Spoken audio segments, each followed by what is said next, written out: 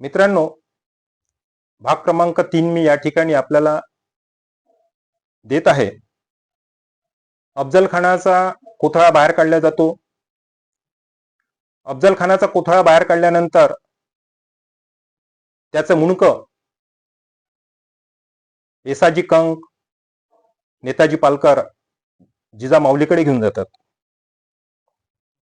त्यांना वाटते बाकीच्यांना किंवा ज्या पद्धतीने हा शत्रू आपल्या लोकांना ज्या पद्धतीने त्याचं दफन केल्या जात होते त्याच पद्धतीने केल्या जाईल, परंतु जिजाबाई त्या ठिकाणी सांगतात की शिवबा, आपलं शत्रुत्व हे जिवंत असताना, शत्रू मेल्यानंतर तो आपला शत्रू राहत नाही.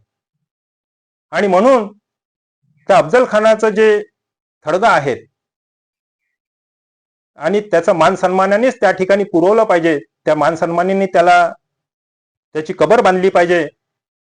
म्हणजे या ठिकाणी जिजाबाईचा जो मानवतेचा दृष्टिकोन आहे, तो मानवतेचा दृष्टिकोन हा या ठिकाणी आपल्याला दिसून पडतो. आणि जिजाबाईच्या म्हणण्यानुसार अफजल खानाची कबर जी आहे, समाधी आहेत, ती प्रतापगडाच्या पायथ्याशी आपल्याला आजही अस्तित्वात आहेत. मित्रांनो, अफजल खानाच्या वधाच्या वेळेला शत्रूच्या माध्यमातून आपल्याला स्वराज्यासाठी अनेक प्रकारची अमाप संपत्ती मिळालेली होती. आज शिवाजी महाराजांचं ज्या ज्या परिसरामध्ये, बाहेरच्या शत्रूंच्या भागामध्ये शिवाजी महाराजांचा जय जयकार होत होता, आणि हे वाढतं साम्राज्य पाहून, हे वाढती शिवाजी महाराजांची उन्नती पाहून या ठिकाणी औरंगजेब घाबरला होता, चिडला होता. आता औरंगजेबाला असं वाटायचं की या शिवाजी महाराजांचा नायनाट करायचा आहे. आणि नायनाट करण्यासाठी शिवाजी महाराजांचं त्यांनी या ठिकाणी अफजल खानाच्या नंतर, अफजल खान हा बडी बेगम कडून आलेला होता, परंतु मोघल साम्राज्याकडून, म्हणजे ज्याला आपण औरंगजेबचं जे राज्य होतं दिल्लीला, या तख्तावरून त्यांनी सिद्दी जोहरची नेमणूक केलेली होती. आता हा सिद्दी जोहर जो आहे, या सिद्दी जोहरनी किल्ल्याला वेढा टाकलेला होता. किल्ल्याला इतका जबरदस्त वेढा टाकला होता की तो 6 ते 7 महिन्यापर्यंत किल्ल्याला वेढा टाकून होता. आता त्यावेळेला जर किल्ला ताब्यात घ्यायचा असेल तर किल्ल्याला वेढा टाकल्यानंतर त्याच्यातलं अन्नधान्य जोपर्यंत संपुष्टात येत नाही तोपर्यंत किल्ल्यातले सैनिक बाहेर येत नव्हते.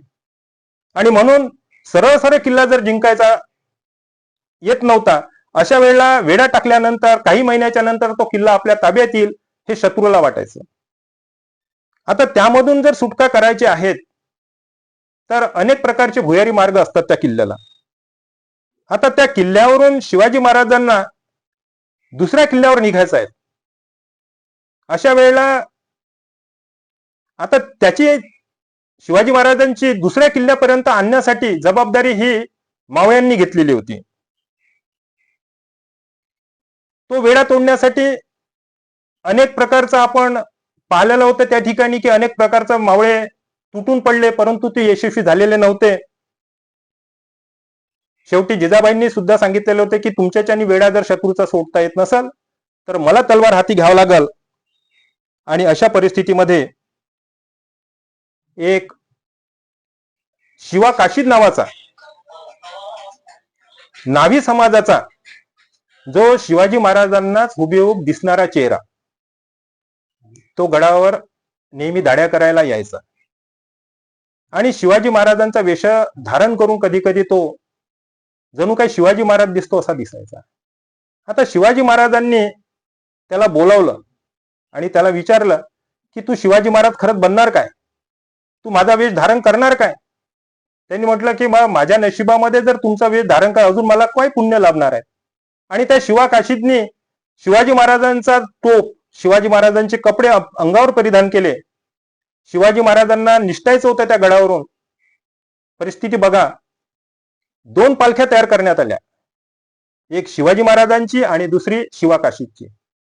आणि किल्ल्यावरून जेव्हा अंधाऱ्या रात्री जेव्हा बाहेर निघायला जाते त्यावेळेला शिवा काशीदची जी पालखी आहे त्याच्या मागे जे भोई आहेत किंवा इतर सैनिक आहेत छोटे मोठे, ते थोडेसे सोडतात आणि बाकीचे अनेक सैन्य, थोडेफार सैन्य घेऊन शिवाजी महाराज दुसऱ्या रस्त्याने निघतात. आता ज्या वेळेला शिवाजी महाराजांसारखेच दिसणारा शिवा काशीद दिसतो त्यावेळेला शत्रूचे सैन्य यांच्या मागे लागते. शिवाजी महाराजांच्या मागे लागत नाही, कारण शिवाजी महाराज हे म्हणजे छोट्या अशा साध्या ड्रेसमध्ये असतात.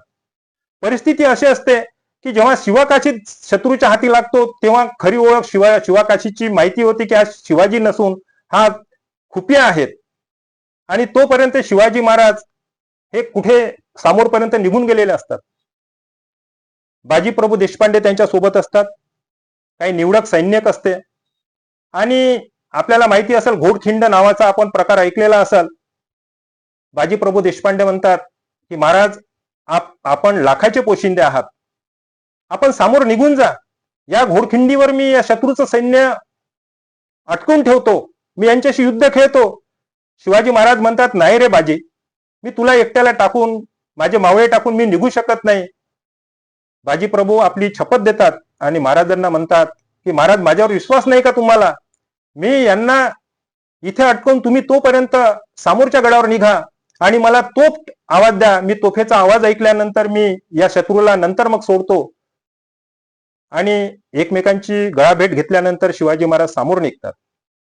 मित्रांनो, हजारो सैन्य असते, दोन्ही बाजूला पर्वताच्या रांगा असते आणि छोटीशी अशी खिंड असते. त्या छोट्याशा खिंडीमधून हत्ती म्हणा किंवा रणगाडे म्हणा हे जाऊ शकत नाही. त्यांना असं पायवाटेसारखे छोटे छोटे छोटे छोटे असे माध्यम तयार करून बाजीप्रभू देशपांडेंनी काय केलेले असते की काही मावळ्यांना गडाच्या वरती चढवले असते, दोन्ही बाजूनी मोठे मोठे गोटे तयार केलेले असते जमा. आणि जसं जसं शत्रूचा म्हणजे प्रवेश व्हायला लागला तसतसे गोटे सोडायचे. आणि बाजीप्रभू देशपांडेंनी 50 मावळे घेऊन घोडखिंडीच्या तोंडाशी राहायचं. अशा प्रकारचं युद्ध हे अनेक तासपर्यंत चाललं. बाजीप्रभू देशपांडे घायाळ झाले, पण जोपर्यंत तोफेचा बाहेरच्या किल्ल्यावरून आवाज येत नाही महाराज पोहोचल्याचा, तोपर्यंत बाजीप्रभू देशपांडेंनी आपली घोडखिंड सोडलेली नसते. आणि ज्या वेळेला शिवाजी महाराज दुसऱ्या किल्ल्यावर जाऊन पोहोचतात आणि तोफेचा आवाज जेव्हा बाजीप्रभू देशपांडेंच्या कानावर येतात, रक्तबंबाळ झालेला बाजीप्रभू देशपांडे हा खाली कोसळतो आणि स्वराज्याला तो आज अर्पण होतो. मित्रांनो, शिवाजी महाराजांकरता जीवाला जीव देणारे मित्र असे का तयार झाले? शिवाजी महाराजांनी असं कोणतं त्यांच्यासाठी कुटुंबासाठी असा त्याग केलेला होता की कुटुंबासाठी अशी काही प्रॉपर्टी दिलेली होती? म्हणजे स्वराज्यासाठी आपण आपल्या घरावर तुळशीपत्र ठेवून बाजीप्रभू देशपांडे सारखे, जीवा महालासारखे, तानाजी मालुसरे सारखे, नेताजी पालकर सारखे, येसाजी कंक सारखे आज लढवय्य शिवाजी महाराजांच्या जीवाला जीव देत होते. यावरून शिवाजी महाराजांमध्ये एक दैवी शक्ती असावी असा मला अंदाज येतो. कारण का हे जे आहेत हे साधारण राजाचं काम किंवा साधारण व्यक्तीचं काम नाही आहेत. या ठिकाणी जेव्हा शिवाजी महाराज दुसऱ्या गडावर पोहोचतात त्यावेळेला प्रभू देशपांडे हे आपल्यातून निघून गेलेत हे दुःख महाराजांना होतात. आणि शेवटी महाराज आपल्या मावळ्याला मुकलेत असे या ठिकाणी जीवाला घोर असं म्हणजे नैराश्य तयार करून शिवाजी महाराज या ठिकाणी घोडखिंडीच्या बाजीप्रभू देशपांडेला नेहमी तुझी या स्वराज्यासाठी आठवण राहील असं या ठिकाणी सांगतात. या ठिकाणी माझं आपण मनोगत ऐकलत. पुढचा एपिसोड हा क्रमांक 4चा आपल्या समोर सादर करण्यात येईल.